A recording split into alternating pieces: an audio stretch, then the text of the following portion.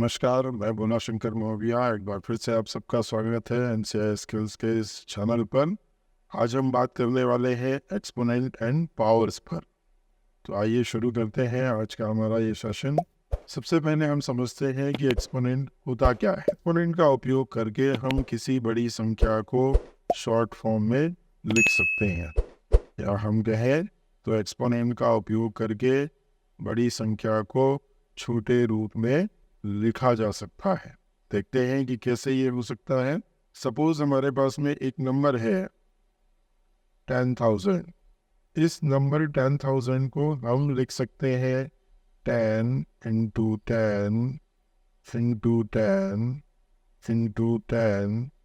अब चूंकि हम यहाँ पर 10 का 4 टाइम मल्टीप्लिकेशन कर रहे हैं, इसलिए हम इसे लिख सकते हैं 10 रेज़ टू द पावर 4। अगर यही 5 टाइम मल्टीप्लिकेशन होता तो हम इसको कैसे लिखते हैं 10 टू द पावर 5। तो अब आप देखेंगे कि हमने यहाँ पर 5 डिजिट के नंबर को शॉर्ट फॉर्म में कैसे लिख दिया, 10 रेज़ टू द पावर 4 के रूप में। इसको पढ़ते कैसे हैं, 10 रेज़ टू द पावर 4 और 10 टू द पावर 4। एक्सपोनेंट को हिंदी में हम घातांक कहते हैं। यहाँ ये जो 10 है ये कहलाता है बेस, और 4 को हम कहते हैं एक्सपोनेंट। एक्सपोनेंट को पावर भी कहते हैं। एक दूसरा एग्जांपल लेके देखते हैं। सपोज हमारे पास में एक नंबर है 1000। तो हम इस 1000 को कैसे लिख सकते हैं, 10 इंटू 10 इंटू 10 मीन्स 10 का 3 टाइम मल्टीप्लिकेशन। अब हमको इसको एक्सपोनेंट के फॉर्म में लिखना हो तो कैसे लिखेंगे। चूंकि यहाँ पर 10 का 3 टाइम मल्टीप्लिकेशन हो रहा है, इसलिए हम इसको लिखेंगे 10 रेज़ टू द पावर 3। यहाँ 10 क्या है, बेस है, और 3 जो है वो एक्सपोनेंट्स है। आइए अब हम देखते हैं कि 10 बेस के अलावा भी क्या हम किसी दूसरे बेस वाले नंबर्स को भी एक्सपोनेंट के फॉर्म में लिख सकते हैं। सपोज हमारे पास में एक नंबर है 5000। तो हम इस 5000 को कैसे लिख सकते हैं, 5 इंटू 1000। अब ये 5 है, और इस 1000 को हम क्या लिख सकते हैं, 10 इंटू 10 इंटू 10। नेक्स्ट स्टेप पे 5 इंटू, अब ये 10 रेज़ टू द पावर क्या हो जाएगा, 3। क्यों 3, क्योंकि हम यहाँ पे 10 का 3 टाइम मल्टीप्लिकेशन कर रहे हैं। इसके अलावा भी कुछ दूसरे नंबर्स होते हैं। सपोज हम 9 की बात करते हैं। जब हम 9 के प्राइम फैक्टर्स निकालते हैं तो वो प्राइम फैक्टर क्या होता है, 3 इंटू 3 मीन्स हम 9 को लिख सकते हैं 3 इंटू 3।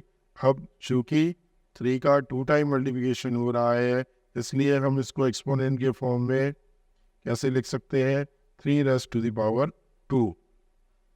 इसी प्रकार हम 8 को जब प्राइम फैक्टर्स में तोड़ते हैं तो हम इसको लिख सकते हैं 2 इंटू 2 इंटू 2 मीन्स 2 का 3 टाइम मल्टीप्लिकेशन। अब हम इसको एक्सपोनेंट फॉर्म में कैसे लिख सकते हैं, 2 रेज़ टू द पावर 3। क्यों 2 रेज़ टू द पावर 3, क्योंकि यहाँ पर 2 का 3 टाइम मल्टीप्लिकेशन हो रहा है। तो यहाँ देखें तो ये 2 क्या हो गया, बेस हो गया, और ये जो 3 है इसको हम क्या कहते हैं, पावर या एक्सपोनेंट। कुछ पावर्स ऐसे होते हैं जिनको कुछ विशेष नाम दिया गया है, जैसे 3 टू द पावर 2 इसको पढ़ा जाता है 3 स्क्वायर। उसी तरीके से जब पावर में या एक्सपोनेंट में 3 हो तो उसको पढ़ा जाता है क्यूब्ड। अब एक्सपोनेंट्स के कुछ रूल्स होते हैं, उन रूल्स को हम समझने की कोशिश करते हैं। पहला जो रूल है वो multiplication between 2 same base numbers का होता है। सपोज हमारे पास में एक नंबर है a to the power m और दूसरा नंबर है a to the power n, और इन दोनों को हमको क्या करना है, मल्टीप्लाई करना है। तो आप देख रहे हैं यहाँ पर दोनों ही नंबर का बेस सेम है मीन्स वो a है, और इनके एक्सपोनेंट्स क्या क्या है, m और n। जब बेस सेम हो तो उनके एक्सपोनेंट को आपस में ऐड कर दिया जाता है, means a to the power m plus n। आइए इसको समझते हैं कि ये कैसे होता है। सपोज हमारे पास में एक नंबर है 2 टू द पावर 3 और दूसरा नंबर है 2 टू द पावर 2। इन दोनों को जब हम मल्टीप्लाई करेंगे, पहले तो हम 2 टू द पावर 3 को क्या लिख सकते हैं, 2 इंटू 2 इंटू 2 मीन्स 2 का 3 बार मल्टीप्लिकेशन, फिर ये इंटू का sign, then 2 to the power 2 या 2 स्क्वायर्ड को हम कैसे लिख सकते हैं, 2 इंटू 2 मीन्स 2 का 2 टाइम मल्टीप्लिकेशन।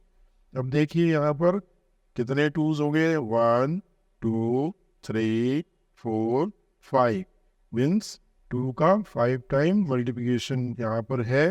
तो हम इसको कैसे लिख सकते हैं, 2 रेज़ टू द पावर 5।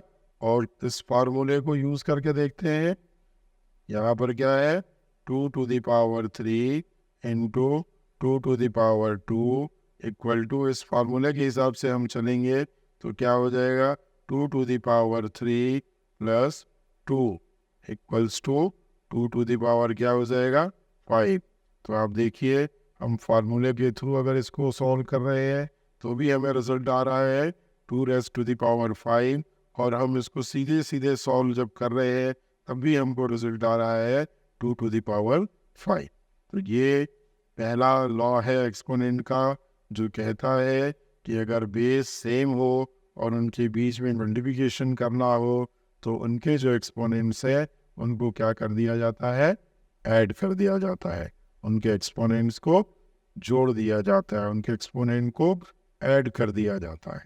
आइए अब देखते हैं एक्सपोनेंट के नेक्स्ट रूल को, जो कि सेम बेस वाले नंबर्स के डिवीजन से संबंधित है। ये रूल कहता है कि एक नंबर है a की पावर m को जब हम a की पावर n से डिवाइड करते हैं तो हमें जो रिजल्ट मिलता है वो मिलता है a to the power m minus n। Means numerator के एक्सपोनेंट से डिनोमिनेटर के एक्सपोनेंट को क्या कर दिया जाता है, माइनस कर दिया जाता है। आइए इसको एक एग्जांपल लेके समझते हैं। सपोज हमारे पास में एक नंबर है 2 टू द पावर 5 और दूसरा नंबर है 2 टू द पावर 3। इन दोनों को हमको डिवाइड करना है, तो सिंपली हम इसको सॉल्व करके देखते हैं।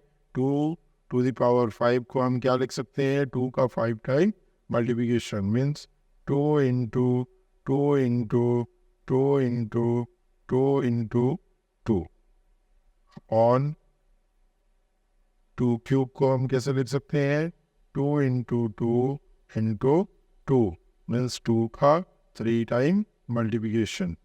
अब हम ये 3 टूज को आपस में काट देते हैं तो हमारे पास में रिजल्ट क्या बचता है, केवल 2 इंटू 2 मीन्स 2 स्क्वायर। अब इसको हम इस लॉ के अनुसार सॉल्व करते हैं, तो ये 2 to the power 5 upon 2 to the power 3 equals to law के अनुसार 2 to the power 5 minus 3 means 2 to the power 2। तो आप देख रहे हैं इस नंबर को जब हम सीधे सीधे सॉल्व कर रहे हैं तब भी हमको रिजल्ट मिल रहा है 2 स्क्वायर, और इस लॉ के अनुसार जब हम इसको सॉल्व कर रहे हैं तब भी हमको रिजल्ट मिल रहा है क्या, 2 स्क्वायर। तो एक्सपोनेंट का जो सेकंड लॉ है वो कहता है कि जब सेम बेस वाले नंबर्स को डिवाइड करते हैं तो न्यूमरेटर के पावर से डिनोमिनेटर के पावर को माइनस किया जाता है। आइए अब देखते हैं एक्सपोनेंट के थर्ड लॉ को। क्या कहता है थर्ड लॉ? थर्ड लॉ जो है वो पावर ऑफ पावर से संबंधित है। मीन्स पावर के ऊपर भी जब हम पावर लगा देते हैं तो उसका रिजल्ट क्या होगा, इस लॉ के थ्रू एक्सप्लेन किया गया है। सपोज एक नंबर हमारे पास में है a to the power m और इस नंबर का पावर है n, तो ये हो जाता है a to the power m into n के बराबर। इसको एक नंबर लेके एग्जांपल से हल करने की कोशिश करते हैं। सपोज हमारे पास में एक नंबर है 2 टू द पावर 3 और इसका होल पावर है 2। तो हम इसको कैसे सॉल्व कर सकते हैं? 2 टू द पावर 3 को हम लिख सकते हैं 2 इंटू 2 इंटू 2 और इसका स्क्वायर। हम इसको आगे कैसे लिख सकते हैं? 2 into 2 into 2 into again 2 into 2 into 2, क्योंकि यहाँ पर क्या है? स्क्वायर। अब जब इसको सॉल्व करेंगे तो ये क्या हो जाएगा? 2 इंटू 2 इंटू 2 इंटू 2 इंटू 2 और वंस अगेन इंटू 2। अब हम इसको क्या लिख सकते हैं? यहाँ पर कितनी बार 2 का मल्टीप्लिकेशन हो रहा है? 1 2 3 4 5 और 6 टाइम। तो हम इसको क्या लिखेंगे? 2 रेज़ टू द पावर 6। अब इसको हम इस लॉ के अनुसार सॉल्व करने की कोशिश करते हैं। क्या है हमारे पास में नंबर? 2 टू द पावर 3 का होल पावर है 2। तो इस लॉ के अनुसार हम इसको लिख सकते हैं 2 to the power 3 into 2 means 2 to the power 6। तो आप देख रहे हैं कि हम इस नंबर को सीधे सीधे जब सॉल्व करते हैं तो भी हमारे पास में 2 टू द पावर 6 मिल रहा है, और इस लॉ के अनुसार सॉल्व कर रहे हैं तो भी ये 2 टू द पावर 6 ही मिल रहा है। आइए अब देखते हैं फोर्थ लॉ। एक्सपोनेंट का फोर्थ लॉ है multiplying powers with the same exponent. Means जब बेस नंबर अलग अलग हो और उनके पावर सेम हो तब उसका सॉल्यूशन क्या होगा, वो इस रूल में बताया गया है। सपोज हमारे पास में दो नंबर्स है, एक है a और एक है b, और इनके एक्सपोनेंट है m। तो जब हम इनको मल्टीप्लाई करते हैं तो एक्चुअल में होता क्या है? इन दोनों के बेस को मल्टीप्लाई कर दिया जाता है और उसका पावर हो जाता है क्या? m। आइए इसको प्रूफ करके देखते हैं। सपोज हमारे पास में एक नंबर है 2 टू द पावर 3 और दूसरा नंबर है 4 टू द पावर 3। दोनों का एक्सपोनेंट सेम है पर दोनों के बेस अलग अलग हैं, और इन दोनों के बीच में कौन सा साइन है? मल्टीप्लिकेशन का साइन है। तो हम इसको जब सीधे सीधे सॉल्व करेंगे तो इसको कैसे लिखेंगे? 2 इंटू 2 इंटू 2, और फिर इस 4 क्यूब को कैसे लिखेंगे? 4 इंटू 4 इंटू 4। उसको देखिए ये क्या हो जाएगा? 2 इंटू 2 इंटू 2, इसका रिजल्ट हमको मिलेगा 8, और 4 इंटू 4 इंटू 4 का रिजल्ट हमको मिलेगा क्या? 64। और जब इनको हम आपस में मल्टीप्लाई करेंगे तो हमें जो रिजल्ट मिलेगा वो होगा 512। अब हम इस 512 को लिख सकते हैं 8 टू द पावर 3, या यूँ कहें कि हम इसको लिख सकते हैं 2 इंटू 4 टू द पावर 3। तो आप देख रहे हैं कि हमारा ये लॉ भी यही कहता है कि जब 2 टू द पावर 3 को मल्टीप्लाई करें 4 टू द पावर 3 से तो इनके बेस को आप आपस में मल्टीप्लाई कर सकते हैं और जो रिजल्ट आएगा उसका पावर क्या हो जाएगा? 3। तो ये था एक्सपोनेंट का फोर्थ लॉ। आइए अब देखते हैं एक्सपोनेंट के फिफ्थ लॉ को। एक्सपोनेंट का फिफ्थ लॉ जो है वो है dividing power with the same exponent. Suppose हमारे पास में एक बेस है a और दूसरा बेस है b, और दोनों के ही एक्सपोनेंट सेम है क्या? m। तो इस रूल के अनुसार हम इसको लिख सकते हैं a अपॉन b का होल पावर m। आइए इस पर एग्जाम्पल लेके सॉल्व करते हैं। सपोज हमारे पास में एक नंबर है 2 टू द पावर 3 और दूसरा नंबर है 4 टू द पावर 3। तो हम इसको कैसे लिख सकते हैं? 2 इंटू 2 इंटू 2 मीन्स 2 का 3 time multiplication upon 4 into 4 into 4। तो आप देख रहे हैं कि हम इन दो 2 से एक 4 को कट कर सकते हैं और 2 1 जा 2 और 2 2 जा 4। तो यहाँ पर हमको रिजल्ट क्या मिल रहा है? 1/2 into 4 means 8। 1/8।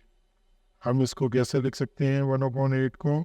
1/2 to the power 3।